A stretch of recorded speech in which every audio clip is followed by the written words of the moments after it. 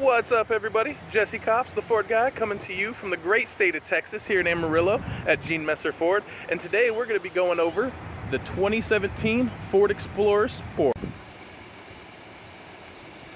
And as you can see here, we have the 2017 Ford Explorer Sport in black.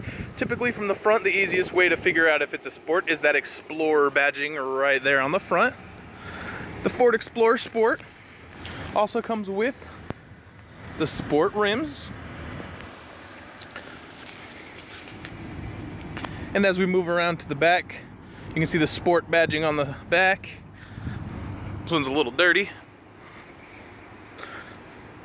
And that is the 2017 Ford Explorer Sport. We'll start here in the back. Right underneath this handle here, that's your button to open the trunk. As you can see, opens all on its own. Now we're into the rear, the cargo space. Drop down cargo space, you will have a spare tire in there. You also have 3-row seating. And if we look right here, you can see some buttons. These will actually control your seat. If you press the up, that'll control just the right half.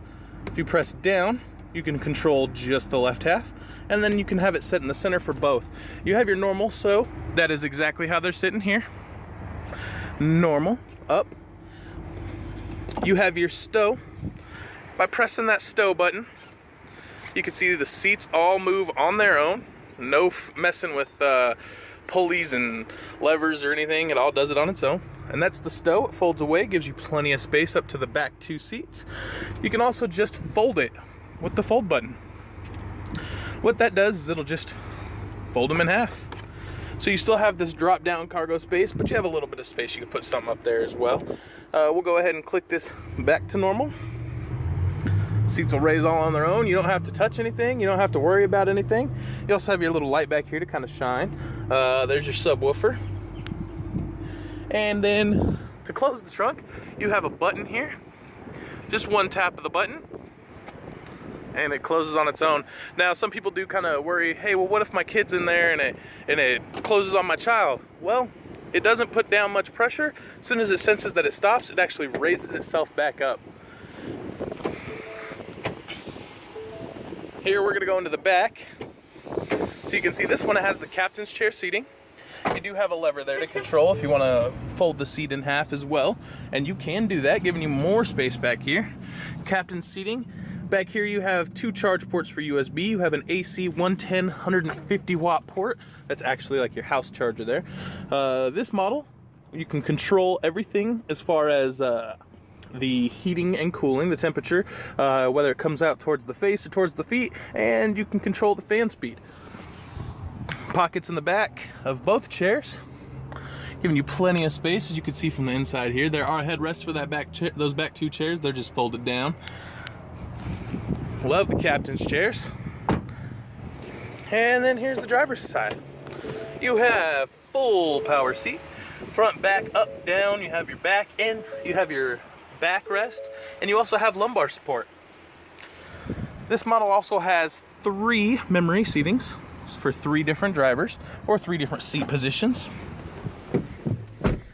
And here we have your mirror controls. Left mirror up here, right mirror.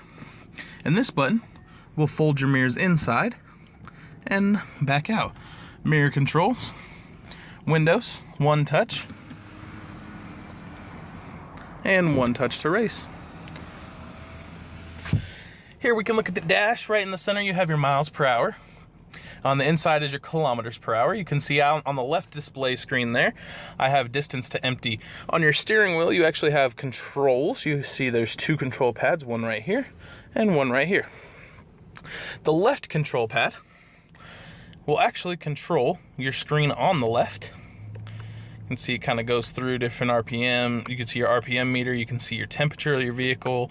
It still shows your fuel. Then as I go down into the tire pressure, it'll show the pressure on each tire. Again, I can see my RPMs on the right, my speed. The intelligent 4-wheel drive. This will tell you what tires are getting the power. And as you can see, it's in normal mode. I'll go over that in a moment.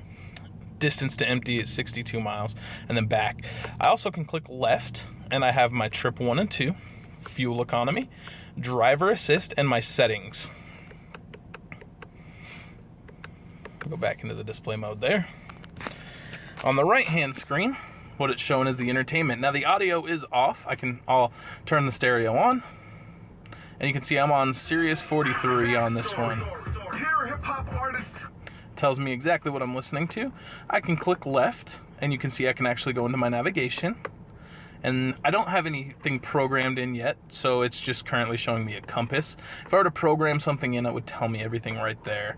And then once I connect to my phone, it'll tell me anything I need to know about my phone right there on the left-hand screen. It also shows my compass at the bottom there. Southwest is the direction I'm facing, and the current time at 12:31.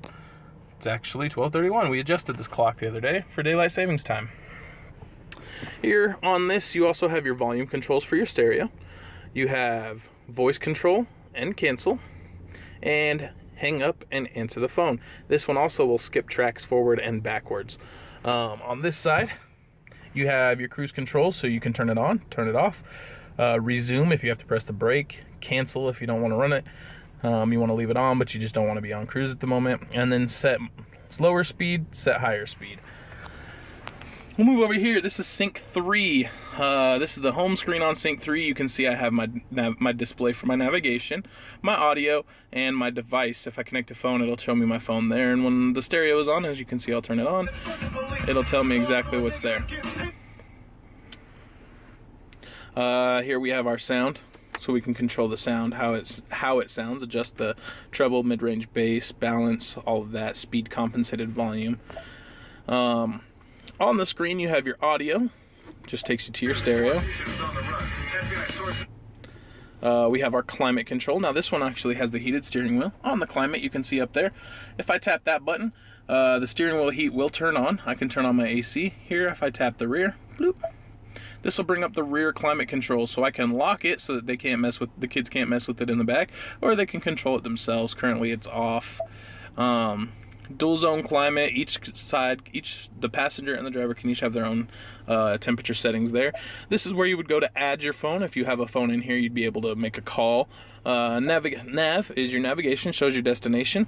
You can zoom out, you can zoom in. Here are your apps, so you can connect mobile apps. You have your Sirius Travel Link, and you do need to connect a device there to see more of that. These are your settings. So you have your sound, your clock, your Bluetooth, phone, navigation settings, mobile app settings, your general settings, 911 assist. So when you have your phone plugged in, you have 911 assist. This also has Android Auto, and on top of that, it has Apple CarPlay. So for all you smartphone users, you have your phone right there on your screen. You can adjust your display, your voice control, valet mode. That way, if you go into a nice restaurant and you want to valet park, they can't access and mess around with your stuff. You also have your cameras here. So if I touch this, it'll show me the backup camera. In that left-hand side, you see the picture of the car. That's going to tell me anything that's near my car as I'm driving. So as I'm backing up, this is actually the front camera telling me what's in front of me. Which is really nice if you're trying to pull into a tight parking space. You can actually see what's in front of you, how close you are to that vehicle. I can also switch to the front tri-zone, so I can see I could see all three views: the left corner of my vehicle, the right corner of my vehicle, and the front of my vehicle. This is still the front. If I switch it down into reverse, I have my backup camera. As you can see, as I turn the wheel, it turns and shows me where my vehicle is going to be. So it has a little bit of assist there to help you with that. Down here, you can see there's the Microsoft Sync, or the Sync logo. It used to be Microsoft. As I pop it open, we can take a look in here. You have what would be like your cigarette lighter. No cigarette lighter, it's just your power. And your USB port. You could plug a USB thumb drive into there and access your music on there. You can also plug your phone in, and that's how you'll get your Apple CarPlay. And a nice little storage there that your phones will fit in, or anything else you need. Click that down. This is on the Sport model. This is going to be your drive mode. Currently, it is set in normal. As I twist, this one will be Mud Rut. This one is Sand. Twist it again, and it goes to Snow, Grass, Gravel. That way I can adjust how I'm driving. And this little center button here this is actually going to be your hill descent. So if you're towing something, a trailer or a U-Haul behind you, you can do this and it'll actually help you with your descent so you're not burning out your brakes. I'm going to show you this screen that I showed you before. We'll go back up here. As you can see, this is the intelligent all-wheel drive. So it currently shows that I'm in snow mode. As I twist the lock, you can see that it will adjust to sand mode. It tells me sand mode is active. It does also turn off the traction control on sand mode. Move it again, it goes to mud. Again, traction control is off on the mud and rut mode. This helps you if you're driving through the mountains. And then back to normal mode, and it turns my traction control back on. Back here to the center console, we have the center console here. Plenty of storage. There's actually your net for your back as well as in here. Plenty of storage down there. As you can see, my fingertips touch and it's past my wrist. So plenty of space. You have your cup holder here, or your change holder here. That is removable. You also can have a little slot. You can see it's deep. That way you can put pens or pencils in, things that you would need. And it just hangs right there. We'll go here and show you on the inside here. You have cards there, so you can put like your insurance cards or anything you need there. And then slot for pens or a lip balm or lipstick for you ladies. I know you guys use lip balm as well. And yeah, so nice little storage area there inside the center console. Over here we have the glove box. And it's 2 shelves. The top shelf is usually where you're going to get your manuals put. When you buy your new vehicle, that's where we tend to leave the manuals. And then you have your lower storage area for anything else you might need. All right, that's it. That is the 2017 Ford Explorer Sport. I am Jesse, the Ford guy. It's been an honor to be here with y'all and kind of walk you through this vehicle. Please comment on the Facebook or comment here on the YouTube. Let me know what other vehicles you want to see, what other new Ford stuff you want to have a walkthrough, and we'll get it posted.